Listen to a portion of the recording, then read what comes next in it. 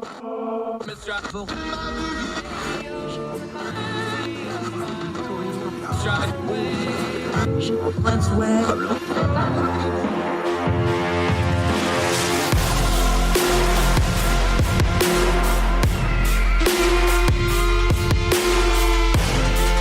your host, Andrew Donaldson.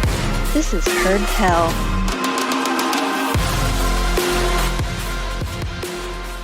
It's Heard Tell Show. I'm Andrew Donaldson. Thank you so much for joining us. It is Monday, December the 20th. We're almost there to Christmas and the holiday season, and we hope this holiday season finds you and yours well wherever you are across the street or around the world. Appreciate your time today as we start yet another week as we careen towards the end of the year of our Lord 2021.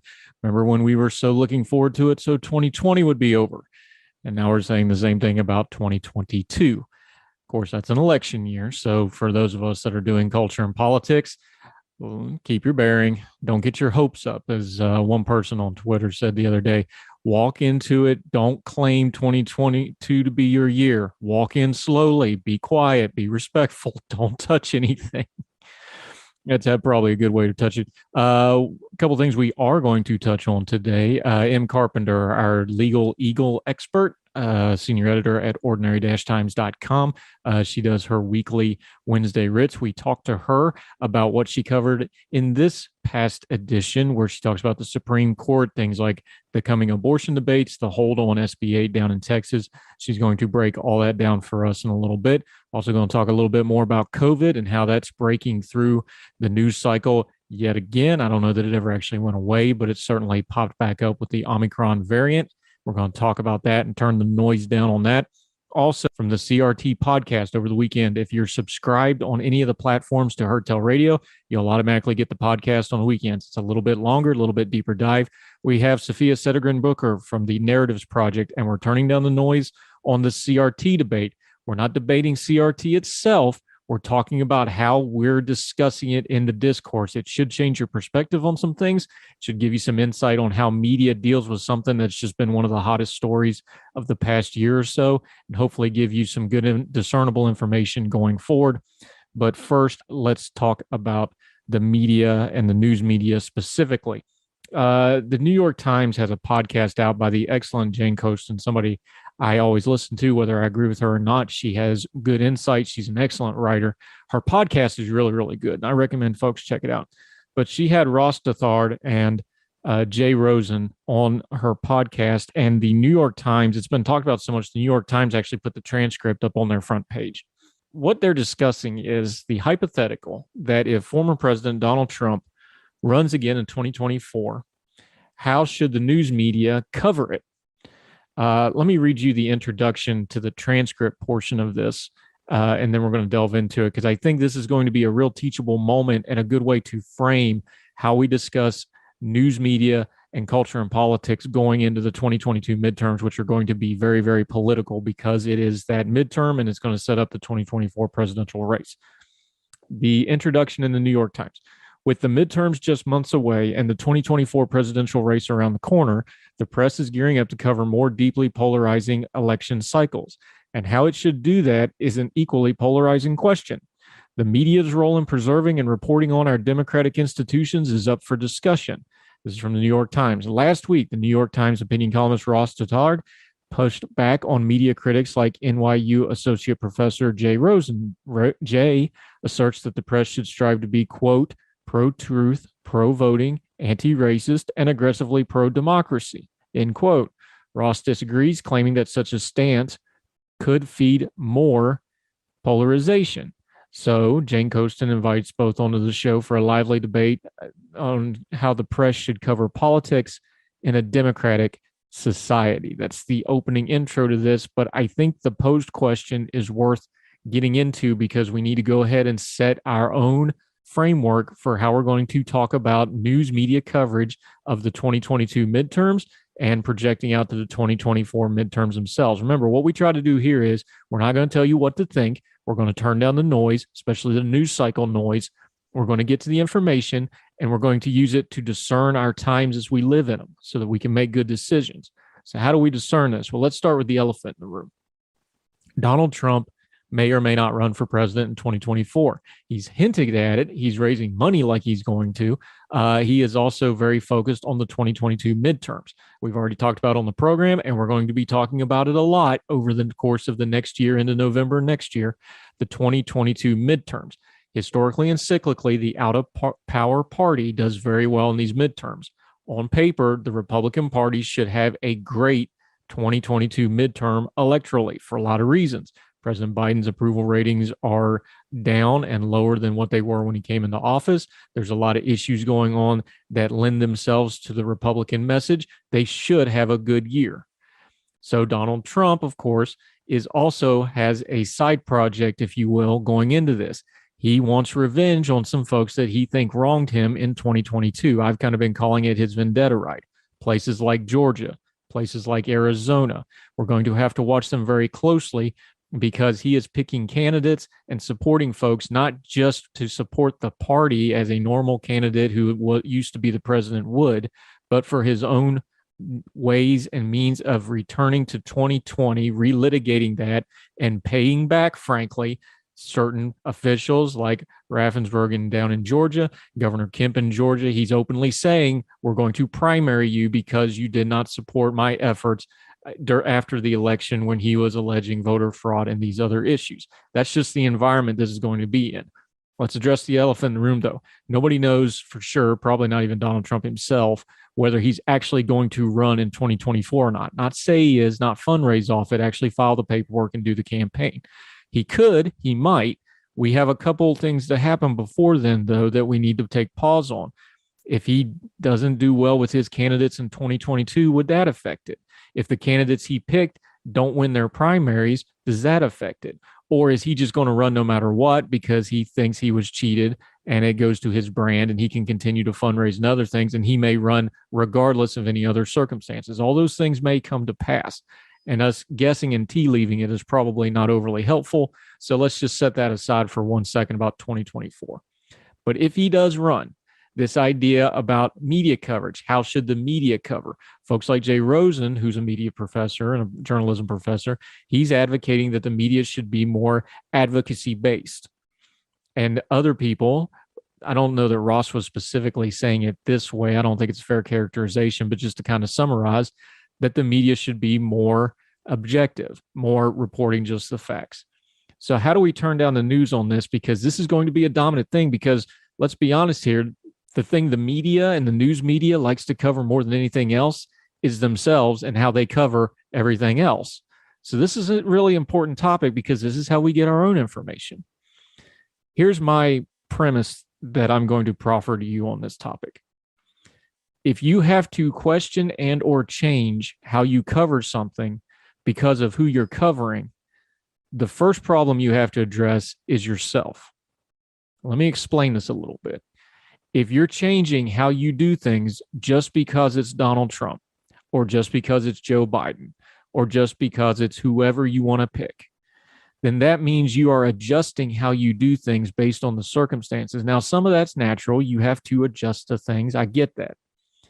But if your job is to cover the news and your job is to give out information, you should have enough standing and bearing that it shouldn't really matter who you're covering. You're going to cover them mostly the same. Now, the argument is from the left is that Donald Trump is such a uniquely bad thing that we have to change everything we do and be actively against him all the time. Now, that's understandable if that's your worldview. But the problem is, what is it telling you about you? You need to understand who you are and what your role is. The news media role is supposed to be information. I don't have a problem with advocacy media. I read and intake a lot of advocacy media and newsmakers who are very open about their biases, are open about their agendas, and are open about what they're trying to accomplish. I got no problem with that. I prefer that. Tell me up front what you're shooting for so that I can make a decision to how to accept your information, process it, and put it back out. But as long as you're upfront with it, I'm fine with it. I seek that stuff out. I want outside opinions. Where I start getting upset, and I think the American public in general has started turning media off too, is if you say you're not being biased and then you put out biased stuff. There's no such thing as no media bias. So don't just say, well, the media should be unbiased. Well, there's really no such thing. It's one of the things we covered on the podcast about CRT. There's really no such thing as neutral because there's no neutral option. Every human being has bias. Every human being has prejudices and things they bring into an argument about priors. That's why we don't talk about getting rid of priors and biases. We talk about turning down the noise so that we can understand those things. So how should the media cover Donald Trump in 2024, or for that matter in 2022, or for that matter anybody else? Just be honest about it. If you're completely against Donald Trump, just be upfront about it. Fine. People are adults. They can handle that. If you're pro Donald Trump, which some of the right-wing media is and some of conservative media is, I'm fine with that too. Again, be upfront about it.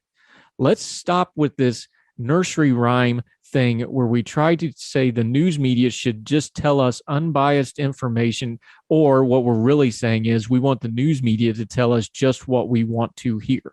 You have technology in the palm of your hand to seek out any information that you want. Some of this is on us. Go find it on your own. But then you need to hold to account folks that are saying we're going to be as neutral as possible, and then we can judge them accordingly. I am a little frustrated at the conversation within the news media itself. Let's zoom out a little bit and just be honest about something. One thing that Donald Trump did, whether you're for him or against him, whether you supported him or not, made very apparent is that there was a whole lot of folks in the news media, in the commentary realm, and people that make their money and living off of politics that did not know how to handle and or address him. When we joke online to the point it's almost a trope on media that Trump broke some people, he really did, because they just didn't know how to handle it. The way you deal with somebody like a Donald Trump or whoever the next super popular divisive figure is going to be, because there'll be another one after him, there always is you have to know who you are yourself. You have to know your own belief systems, and you have to know what you believe, what you stand for, what you're working for. And if you're going to commentate online or on your social media, you better know who you are before you start spouting it off to everybody else. This is where we get into talking about avatar. People just follow others without knowing who they really are themselves. I don't know that our news media really knew who they were. We know who they think they were. We know who they said they were. But their actions over the last few years, and if you have to sit and have a conversation about how you're going to cover something, tells us maybe they themselves really didn't know. Their actions tell us more than their words do. The news media still hasn't really come to terms with Donald Trump. And I disagree with a lot of the things he does. And there's some things that I think are very, very bad that should be covered a certain way. But when we're going to have this discussion, let's start there. How do you cover Donald Trump or another divisive figure down the road? Well, I don't know. How do you cover everything else? Because if you're not having consistency, it should ask questions of yourself on why there was no consistency, why this is so different. We like to pretend that Donald Trump is this once in a lifetime thing, but really he's just packaging on something that's happened before and will happen again. There'll always be derisive figures. There'll always be figures that come and go. We should try to be as consistent as possible. We should demand not no bias, not taking one side or the other. But it is fair of our news media to demand some consistency. And they don't seem to be doing a very good job of that. Thank you for listening to Heard Tell today. If you're watching on the YouTube or on any of the podcasting platforms, or if you're listening on the streaming with the Big Talker online, the radio, we sure appreciate that. Whether you're on their app, on their Listen Live tab, or on their Facebook feed, we sure appreciate you all. We're going to talk some legal stuff with M. Carpenter later on, talk a little bit of COVID, lots more on the program. Heard Tell Radio, right after this.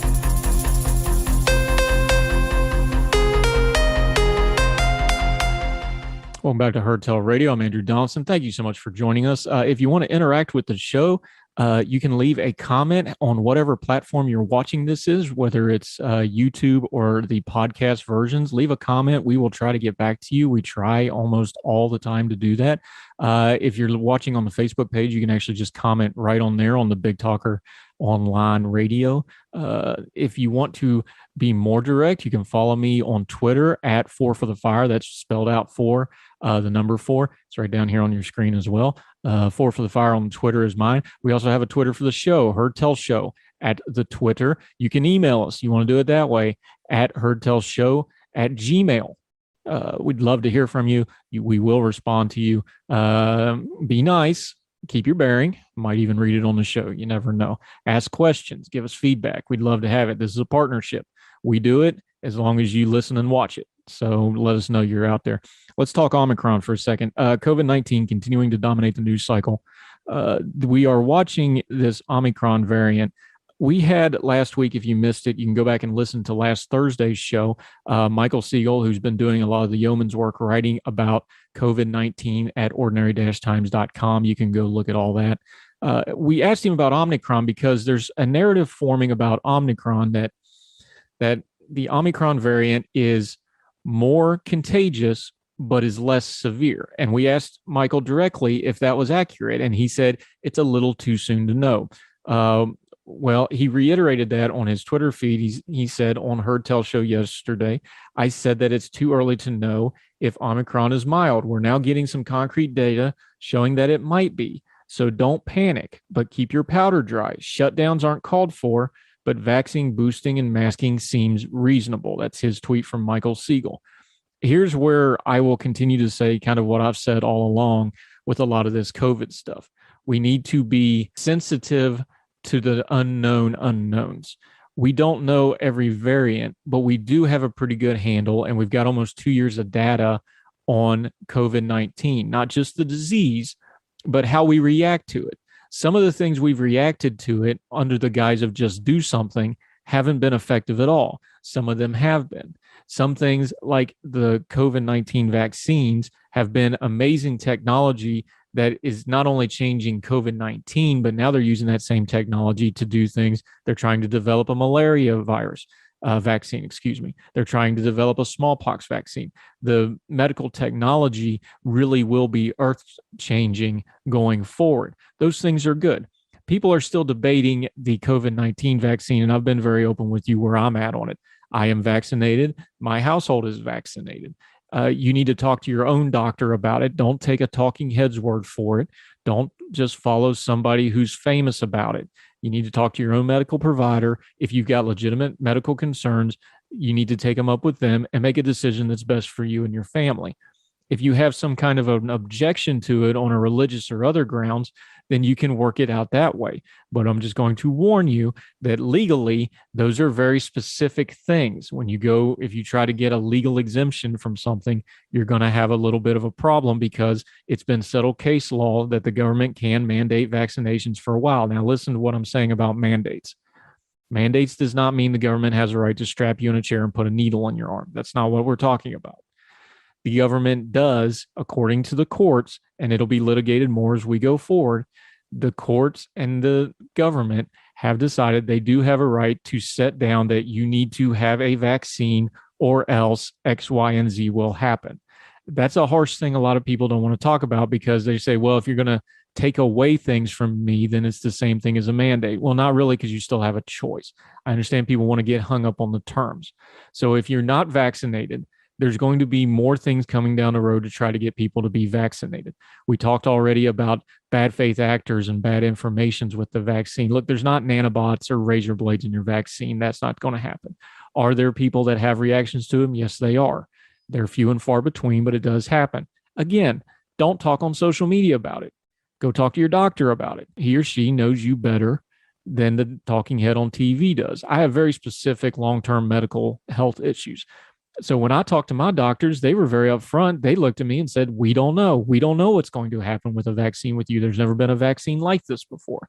And we hashed it out over the course of quite some long time before I decided to get it. So if you're all pro-vaccine, which you should be, and you just say people have legitimate reasons to not get the vaccine. Don't get with the broad brush. Be cautious in applying a broad brush to everybody because people might have legitimate health concerns. They have legitimate concerns about their government. Let me say one thing too. The conspiracy theorists, Our government does have a bad history in our country of doing untoward things with medical health issues. So it's not unfair to ask the question. Where it does get to be unfair is when we have a plethora of data and 2 years worth of this disease, knowing that these vaccines are almost, for the most part, they're safe, they're easy, you can get them for free. The government is eating the cost for them for now. And it's probably the best thing for most people. Let's not argue about the margins here. You can get into the weeds in a hurry in the margins. But with the Omicron variant and whatever comes after that, we need to understand that the best defense for it is still being vaccinated and taking the precautions that are best for you and your family. Having said all that, Omicron is probably going to be the last shot of people putting up with restrictions. The American people are just getting tired of it. And unless there's some more deadly variant coming down the pipeline, which is possible, and we may have to adjust this, the idea that there's going to be massive lockdowns or shutdowns or restrictions on movement, it's just not going to fly anymore. So the government has their own problems.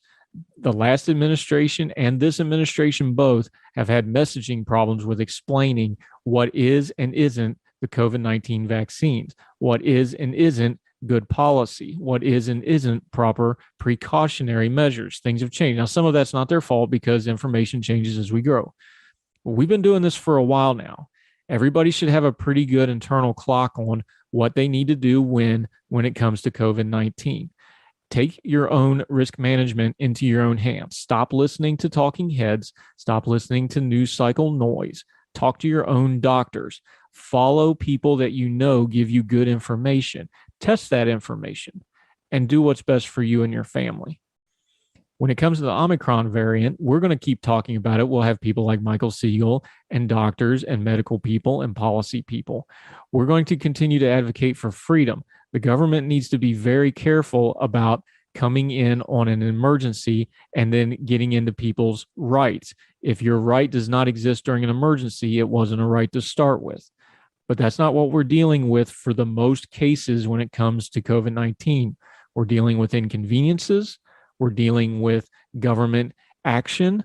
We're dealing with folks that don't know, but have to try to figure it out on the fly. We can all be a little more patient. We can all be a little more humble. To be honest, if a place has a mask thing, it's not worth my time or getting upset about the sign. I just put on my mask and go about my business. If that's too high a bar for you and you won't go into somewhere with a mask on, fine. I would apply this rule to you. If you can talk about freedoms and all that sort of thing, but if you're just going to be a jerk about it, the problem probably isn't the mandate and the signs and all that. It's that you want to be a jerk about it. Treat each other with respect. We can fight COVID-19 without fighting each other. More Herd Tell right after this.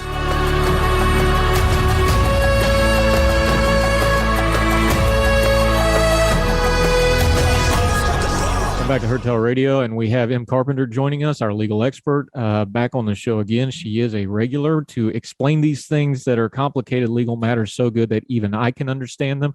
How are you, ma'am? I'm well, thank you. How are you? I'm good. She's also a senior editor at ordinary-times.com. It's where she does her writing, including her Wednesday Writs feature, which this week involves SB 8. Let's start with some nomenclature on the Supreme Court here. What is a slip opinion? Because you wrote in Wednesday Writs about this SB 8 standing. Before we talk about SB 8 and the abortion issue again, what is a slip opinion and why is that different than just the, no, we're not going to hear this, yes, we're going to hear this, with the sense that we've been commonly seeing? What is a slip opinion? Explain that to us. A slip opinion is sort of a first version or first draft of a full opinion. So it's sort of a hot off the press. It's been, it's not in a book anywhere yet. It's not in the official reporter. It's just sort of published out there for preliminary purposes. So like it's on the internet now. You can go to the Supreme Court website or other sites that watch the Supreme Court and read that opinion, even though it isn't an official opinion that's been published yet into the official record. What is it about this SB 8 case that is getting people worked up? We know it's abortion, but underneath the abortion case, this is really a government administrative case. This is a constitutional law case. What is it, the underpinnings of this, that on the lawyer side, not the culture warrior and the online and the social media side, what is it, the legal underpinnings that have people so worked up about this case? Well, this case is about the extent to which a federal court can curtail a state law. And generally they can't. They don't have the authority, the federal court or the Supreme Court, to declare that a state law is invalid. What they can do is enjoin or prevent state officials from carrying out the dictates of that law whenever it would be unconstitutional. State actors cannot violate the Constitution, so they enjoin state actors. So in this case, we have a law that is not supposedly not enforceable by a government official but by a private party. So we have the court looking at whether or not we can use the ability to enjoin state officials, if we can apply that to certain parts of the government that may not be directly involved in the enforcement, but that, for example, the court, that where a lawsuit cannot proceed without the cooperation of the court. And so the petitioners in this case, which is Whole Women's Health versus Jackson, they are asking the state court judge and the court clerk to be enjoined from helping to carry out the dictates of SB 8, meaning filing a lawsuit, providing over it in court. In addition, they've asked to enjoin several agency heads, like the medical board director, the nursing or the pharmacy board director, various heads of agencies in the state, and the attorney general of Texas, and a private citizen who had apparently at some point indicated an intention to file a lawsuit under SB 8. So here we are not only trying to enjoin this private citizen who might file a suit, but also several other government officials, the government officials part, Ex parte Young, which is the case that the court talked about a lot in reviewing this matter, says that you can enjoin a government official from setting in motion the dictates of a law. However, Young kind of put some parameters on that, saying that you can't enjoin a state court.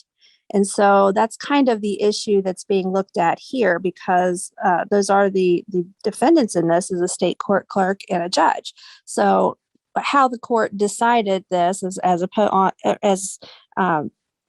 to those particular defendants is important, because that would be a notable change for a pre-enforcement challenge. One of the other things that's popping up in this, and you touched on it in your piece, is that we need to understand who the parties involved, because that goes to standing, and that goes to how these court cases are going. We have the plaintiffs, the petitioners, Whole Women's Health, that's an abortion provider, but the defendants list is long and varied. Why is there so many people on the defendants list of this court case? We understand it's basically the state of Texas, but this is like looking at a football roster, all the different entities and people involved here. Why is that?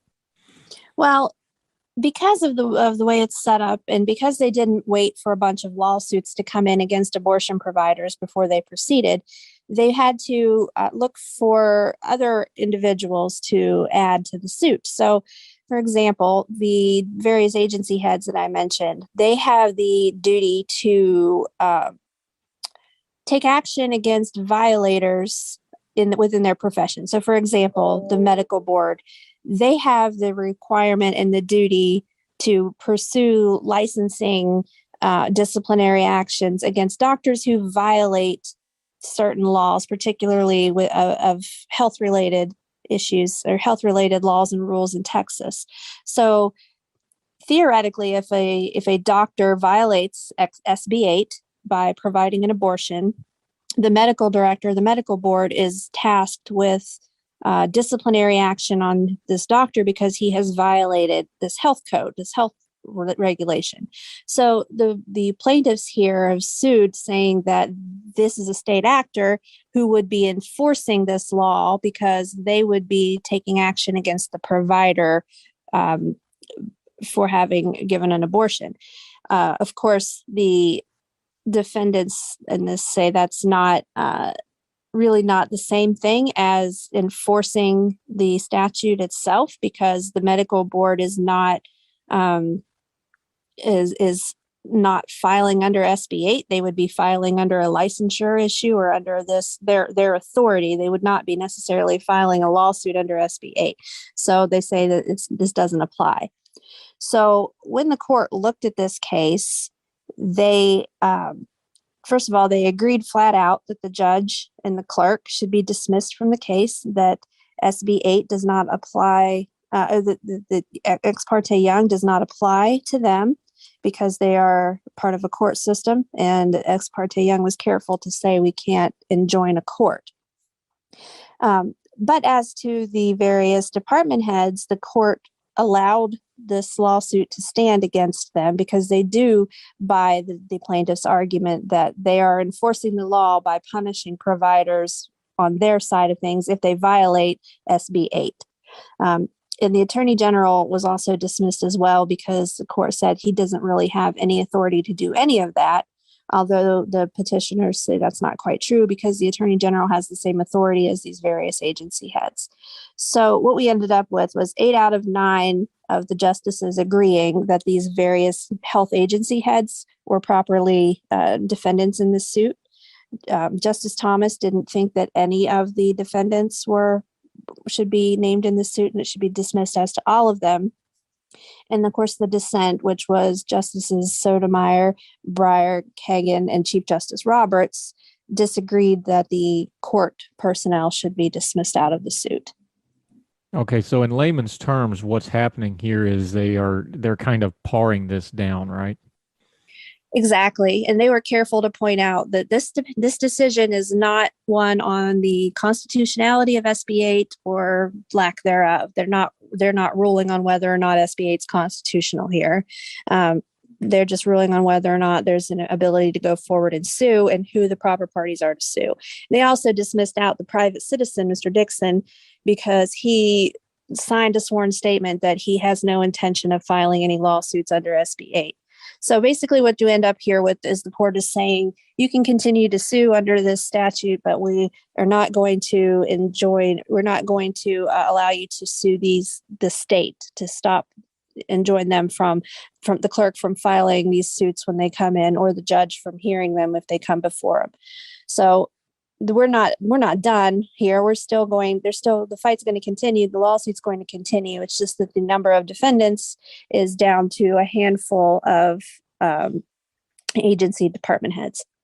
We're talking to M. Carpenter, attorney and senior editor at ordinary-times.com, writes a Wednesday Writ legal feature, her legal feature for this Wednesday Writ, dealing with the SB 8, that's the Texas abortion law that is before the Supreme Court now. Before we go into breaking down the court and projecting out a little bit of what we're hearing about this, what is it about SB 8, this Texas abortion law, that folks think this is the case that's going to be a make or break abortion case? What is it about this specific law that has kind of gotten it, on the rocket ship to the Supreme Court, and everybody on all sides kind of agrees, like, yes, this is where the legal battle is at? Well, I don't know that I agree with that. I think that the other case that's already pending, I believe out of Mississippi, that's the case that's really the make or break on this, because that's the one that's directly challenging Roe and Casey. This case is more, I think, important in a broader sense. And when you think of the ramifications of laws like SB 8, which purports to take the state actors completely out of the equation and has all of the enforcement being done through private parties. And like they argue, and like the court seemed to sort of agree, that's not necessarily the case, because they have these other people who can pursue licensing, discipline actions and such on providers. So when you take this type of a law and apply it to other things, which states have threatened to do, in which California just recently said, the governor there said he would like to see a similar law constructed like this in California, that would take to task gun ownership and hold private parties responsible for harm caused by a firearm, for example. And interestingly, the author of the Texas law of SB 8 said, "Oh yeah, good luck with that. That's a constitutional right there, the Second Amendment, that's a constitutional right, which obviously you can extrapolate from that the author of this law does not believe that there's a constitutional right to an abortion, or else it wouldn't make any sense for him to say that won't fly because gun ownership is a constitutional right. Obviously, some think that abortion is a constitutional right, and so they don't see the difference there. But I think we're going to see some model, this Texas SB 8 model used against the same types of people who are proponents of it. And so I think that's important, is because what we're doing here is deciding whether or not the Supreme Court has the authority to stop a statute like this from being effectuated. And so far, they have had the chance to do so and have not. They have not said that they're going to prevent this type of a scheme. I call it a scheme. I don't mean that nefariously. I just mean a plan here. This was very novel to them, and if they had said they could have really made a important ruling here. It's something they haven't done before, and that this would have been an opportunity for them to sort of create a new bright line. And I think they declined to do so. One thing I pointed out in the piece I wrote was Shelley versus Kramer, which was a 1940s case involving restrictive covenants that prevented the sale of a house in certain neighborhoods to families of color. And the family sued, and claimed that it was a violation of their 14th Amendment rights by denying them the right to live in this house or to buy this house. And the lower courts said there's no 14th Amendment implicated here because this is a private party. This is a private enforcement. The other homeowners in the neighborhood are the ones going to court and suing and to keep this family out of their neighborhood. It's not the state action. But Shelley actually said, well, without the intervention of the court, without the justice system, there would be no enforcement of this covenant. And so I think that was an important precedent for the dissent to point out here in our SB 8 case. But Justice Gorsuch kind of dismissed that case because that was not a pre-enforcement case. That was they were saying basically that the plaintiffs in that case did have a right to raise the Constitution as a defense.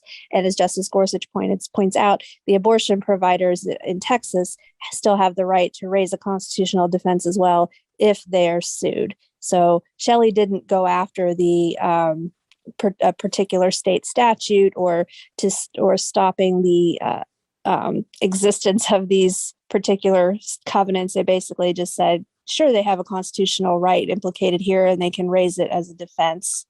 So that was an interesting comparison.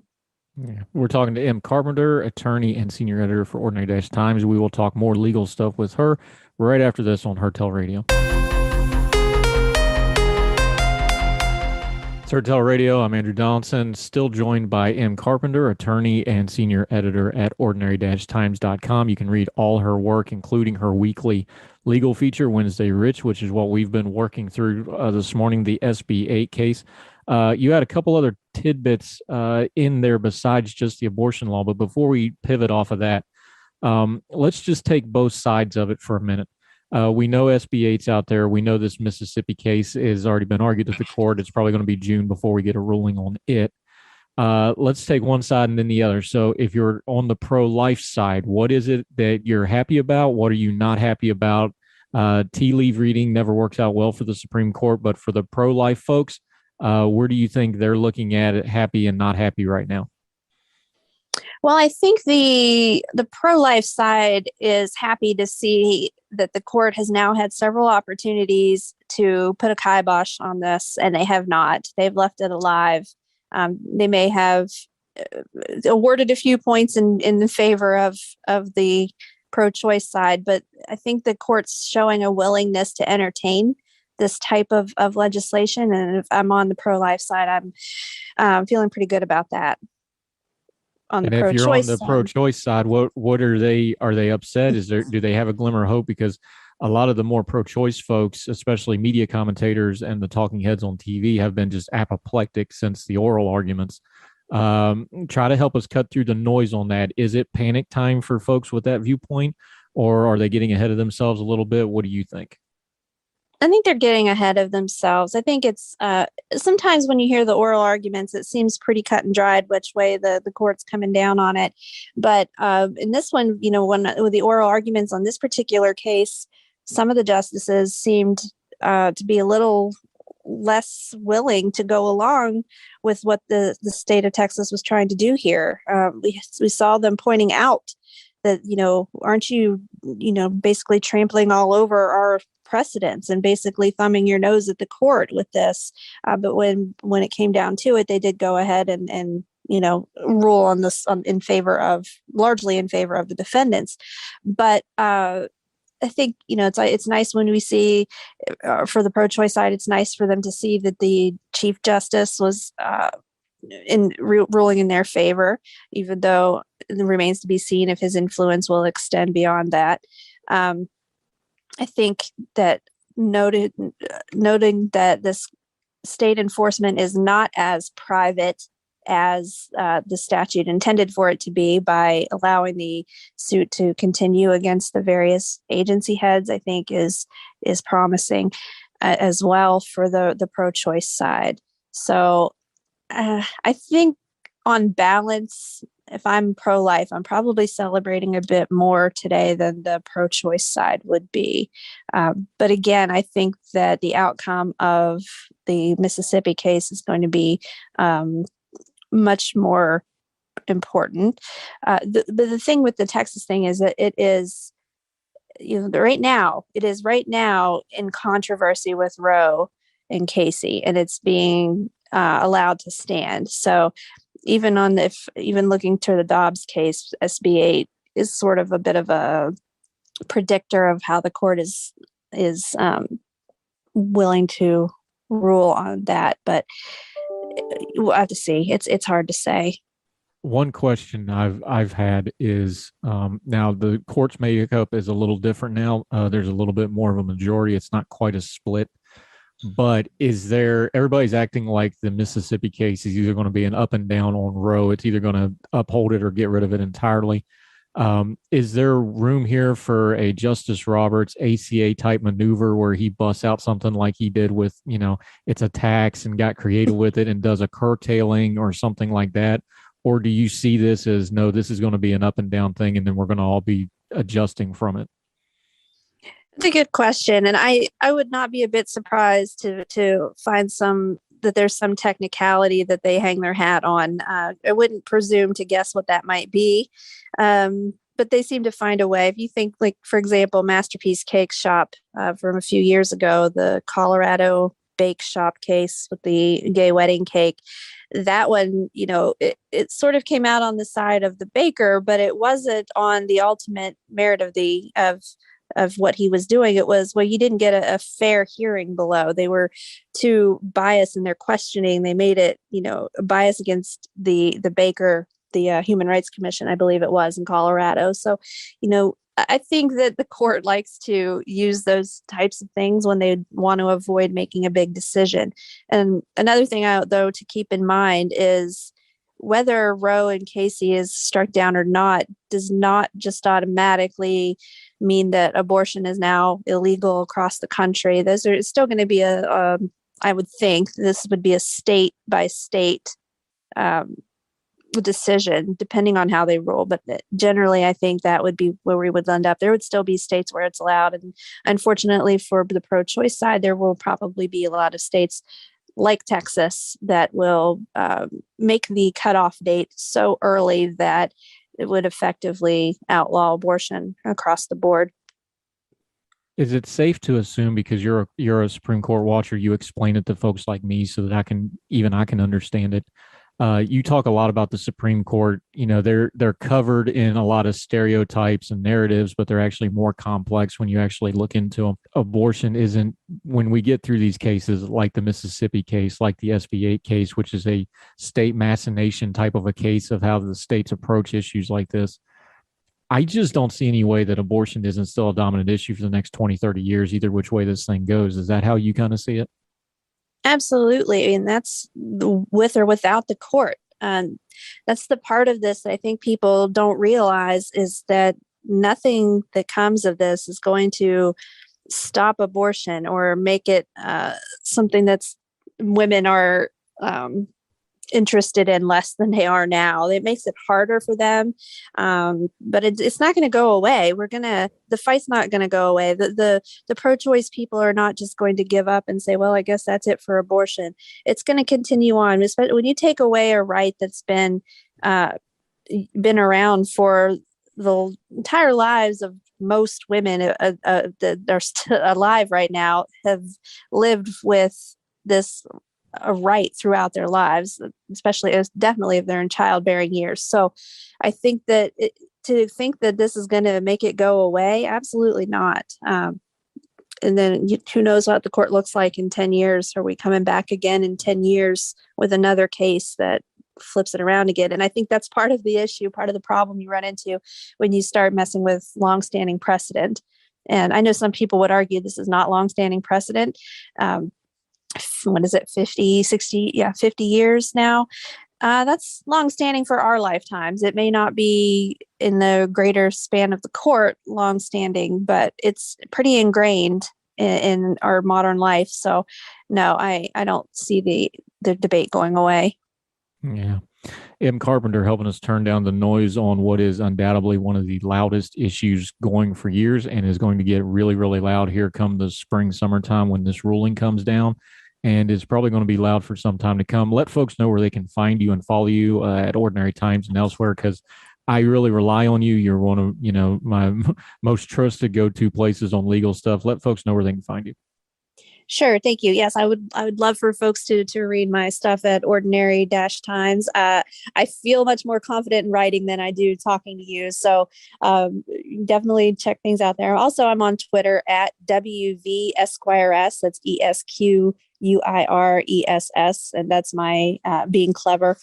So you can find me there to see my Twitter Supper Club entries and various complaints about my children and those around me. Good stuff. We appreciate you very much. Thank you, ma'am. Thank you.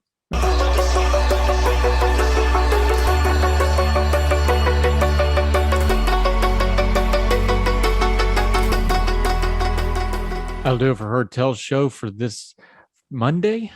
We sure appreciate y'all wherever you are across the street or around the world.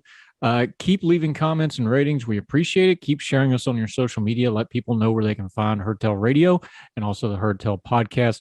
The newest one about CRT with our friends from the Narrative Project is up. Make sure you check that out. Otherwise, we will see you tomorrow for more Heard Tell Radio. So wherever you are, across the street, around the world, we hope you're well. We hope you're well fed. We'll talk to you tomorrow. Y'all take care.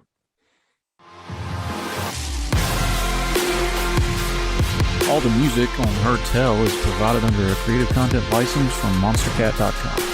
Somos la máquina.